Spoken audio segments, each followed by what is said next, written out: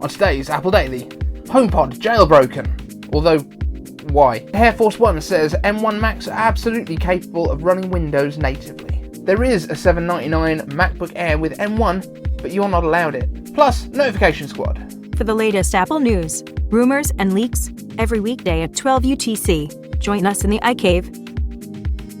So if you want all of that stuff that Siri just mentioned, you need to subscribe to the channel, ring the bell, and join our notification squad, and then you'll also get a shout out at the end of a show, just like the guys at the end of this one. Now, you may be wondering why I didn't mention iCaveAnswers. We are doing a separate show today of iCaveAnswers. During this week, I'm going to be experimenting with a couple of different things, whether we put all of the iCaveAnswers stuff into one show, or we do individual shows for them, because it's stuff that people are obviously needing to know about and might be looking for on YouTube. It's going to be easier, I think, if they can find those separately. But the difficult thing for me with this channel has always been, how do I optimize it? How do I make sure that people actually find the stories that they're looking for? Because I only get one thumbnail and I only get one title, and we quite often talk about 5 or 6 different things on each video. So I'm just trying to kind of separate it out. So if you do see more notifications today than normal, then that's why. The iCaveAnswers stuff is going to be going out separately, so it will be easier for people to see the bits that they definitely want to know about and not necessarily see all the stuff that they're not as bothered with.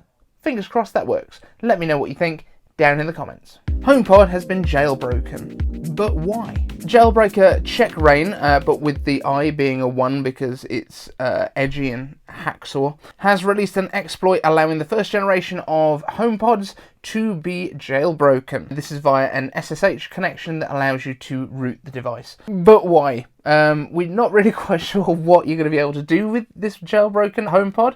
I mean, it's interesting that you can, but yeah, still why? Maybe you're going to be able to attach it via Bluetooth to stuff that you couldn't before, stuff that's not AirPlay compatible, or, you know, change the voice maybe so that Siri sounds like BA Baraccus from the A-Team, circa 2001 Sat Navs. I don't know, maybe that's what it's all about. Who knows? But it's interesting that you can root a HomePod, I guess. Cool. HairForce One says that Apple Silicon Macs are absolutely capable of running Windows, but it's down to Microsoft to let it happen. So in an interview earlier this week, Craig Federighi, Senior Vice President of Software and Services, I think it's something like that, he has said that the Apple Silicon M1 powered Macs are absolutely capable of running Windows. The only problem is that Microsoft only licenses Windows for ARM to be run on hardware that it comes pre-installed on. You can't just go out, download it, buy a key and play with it. While that's the case, I assume that there are going to be some binaries out there that people will try to put onto an Apple Silicon Mac running with M1, so I would expect to see it happen fairly soon, even if it's not done in the legal way. But he also mentioned Crossover, which we were talking about last week, which is capable of running 32-bit and 64-bit applications designed for Windows PCs using a Wine-type environment, although he did say that they're not as consistent as we've enjoyed in the past with things like Parallels and VMware. So as Craig said, there may still be hills to climb ahead.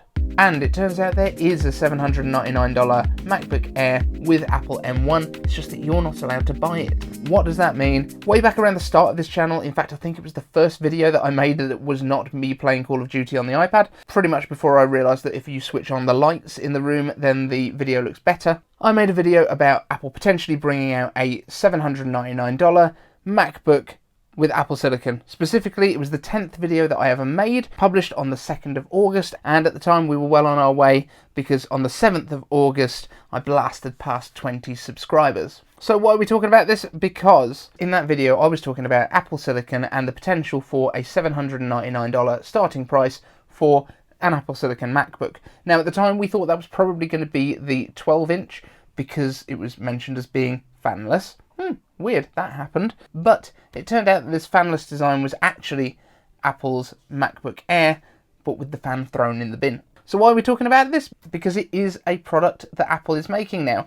However, it comes with 128 gigs of hard drive space, and it is only available if you are a school or a college to buy as a kind of bulk institutional education purchase. It is not designed for people like us. It is not designed for consumers. This is very much what Apple does quite often. They also introduced a little while ago an i3 powered iMac 21.5-inch model which was only available to educational institutions as well, so that was kind of your desktop for the schools, and the MacBook Air with the lower storage is kind of coming in as an option for them as well. Why so little storage? Because very little stuff is actually kept on the device. It's just your operating system and your apps.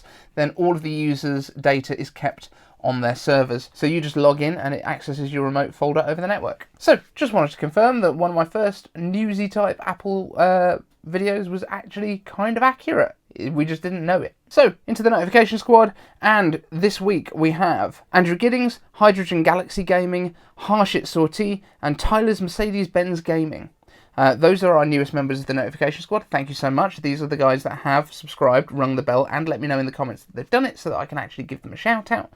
So do all of that stuff and then hit me up in the comments with the hashtag notification squad. But also a big shout out today for Krishna Games, who has been a subscriber to the channel for quite some time, but he asked me if I would shout out his YouTube channel, and I said yes, but you're going to have to do something for me first. So he has made me a video explaining how to play Among Us, because apparently that's a thing now that I need to know to function in society. So thank you very much, Krishna Games, for making that. He's also just started an Instagram account. Go and follow him. I think he's just kind of getting stuff set up, so it might say that he needs to give you permission, but I'm sure he will. Just say that I sent you. And that's it for today's show, because iCaveAnswers is coming separately in the next video, which will be out a little bit later. See you there.